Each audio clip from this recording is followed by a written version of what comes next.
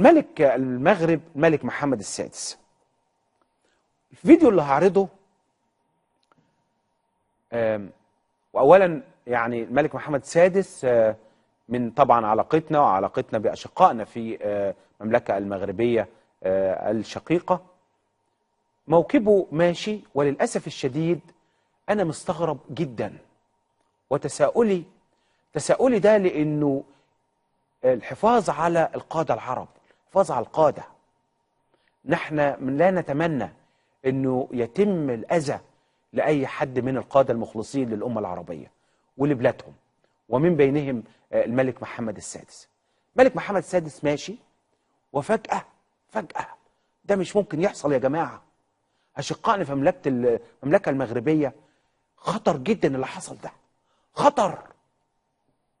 واحد وصل لسياره الملك محمد السادس، مواطن، ازاي وصل؟ السؤال الامن، فين الامن المغربي؟ فين الحراسه الملكيه؟ فين الحرس الملكي؟ ازاي سمح انه وصل للعربيه وهو ماشي على طريق وموكب ملكي ماشي؟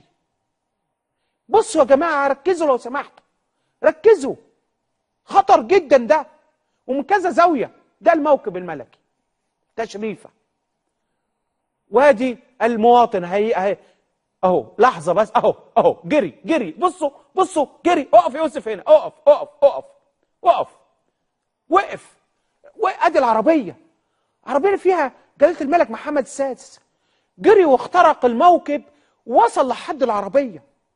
والحارس اللي هو الحارس الرسمي او الخاص لملك محمد فتح الازاز. ده اخطر كمان، اخطر انه فتح الازاز.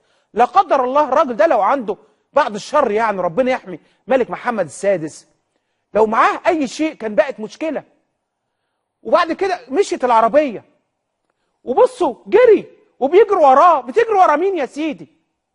الحراسه الملكيه بتجري ورا مين؟ انت بتجري ازاي وراه؟ يعني ازاي تسيبه جلاله الملك كده؟ مره تانيه بيتعرض، بصوا يجري ازاي؟ موتوسيكل سايبه ازاي؟ وصل لحد النقطه اللي لا يمكن حد يوصل لها، اللي هي بيقولوا عليه النقطه، الدايره الاولى، اللي هو لما توصل لها دي النقطه الحمراء. دي الحراسه اللي مع جلاله الملك.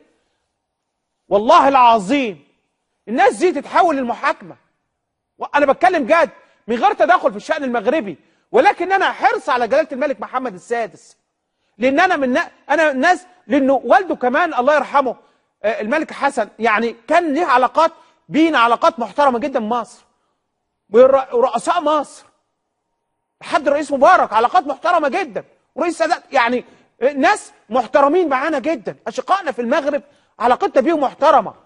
انا غضبت جدا وبعرض ده لان انا متضايق، ما احبش اشوف الموقف ده يتكرر. يعني ازاي يصل واحد حتى لو مواطن ليه طلب ما يوصلش كده؟ ارجو انه الامر ده لا يتكرر. وانا بعرض ده كمان عشان كلنا ننتبه، يعني كل قادتنا وكل الناس المستهدفين، والملك محمد السادس على فكره مستهدف. ما في تنظيمات ارهابيه مستهدفاه، يعني الراجل مش قاعد لا، مستهدف. ما بيمسكوا ارهابيين عندهم، ولسه ماسكين من كام فتره كده مؤخرا تنظيم قاعده شمال افريقيا وتنظيم مش عارف فين وحاجات كده يعني.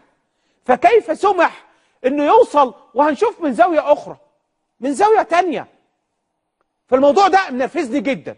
ادي زاويه تانيه، ادي العربيه اهو. بص يا جماعه وصل ازاي، شوفوا الخطر، منتهى الخطوره، والحرس بيجري اكنه بيجري في ماتش كوره. ده مش دور الحراسه على فكره، والمصحف الشريف مع حراسه دي، اقسم بالله العظيم. والحرس الشخصي مع جلاله الملك محمد فتح الازاز. الغلطه دي على فكره حصلت، الرئيس مبارك كان في بورسعيد سنه 99 وعدى حاجز ودخل اصاب الرئيس مبارك بالسكين. بس ايه اتعمل ايه مع الارهابي ده؟ اتقتل. وهي عنايه الله لانقذت الرئيس مبارك في ذلك الوقت. بص اهو، ده لو معاه لا قدر الله قنبله بعد الشر يعني. انا بتساءل ازاي حتى سمحت له يجري؟ ده انت كان لازم تقتله، كان لازم تقتله. ده قالب بيه حراسه، يعني انا مش راجل بتاع امن ولا راجل بتاع حراسه، ولكن بقول الف ب حراسه كان لازم يتقتل. مش انت بتجري وراه، انت بتجري، هو سرق حرامي غسيل؟ ده واحد جاي يعتدي على موكب الملك او حتى يشتكي، ما يوصلش الملك موكب الملك. ارجو ان اشقائنا في المملكه الاردنيه، في المملكه المغربيه، انا اسف بصراحه، لازم يعني يقولوا للراي العام ما الذي جرى؟ جلاله الملك محمد السادس ما الذي جرى؟ وازاي الحراسه تعاملت بالضعف ده؟ انا بقول بالضعف ده، مع ازاي ما يامنوش التامين الكافي. وانا بتكلم في ده لان انا خايف على جلاله الملك محمد السادس والخوف عليه، وبقوله كمان لحب ليه، وانا عمري لا قابلته ولا شفته، ولكن على الاقل بتابع الراجل ده في كلماته المحترمه، علاقته بينا المحترمه جدا. بقول لحضراتكم والده كمان علاقته المحترمه بينا وعلاقتنا باشقائنا في المملكه المغربيه المحترمه. فانا خوفي كمان على العاهل المغربي انه يجرى له اي مكروه. اتعاملوا معاه ازاي وقبضوا ازاي؟ ده يعني انا في منتهى الغرابه من اللي انا بصراحه بعرضه على حضراتكم. فيعني الحمد لله انه سلامه الملك محمد السادس، ولكن يعني اتمنى الا يتكرر هذا الامر مره تانية ابدا. وده درس للحراسه الملكيه او المسؤولين عن تامين جلاله الملك محمد السادس، انه هذا الامر لا يمر مرور الكرام وما يتكررش مرة تانية، لأنه هذا الملك من الناس المستهدفين. وإحنا بنخاف على قادة العرب، بنخاف على أي مسؤول عرب، إن إحنا نتمنى أبدا أبدا لأي حد يتعرض لأي أذى. ويعني نقول لهم جميعا إن شاء الله دايما بحمد الله على سلامتكم.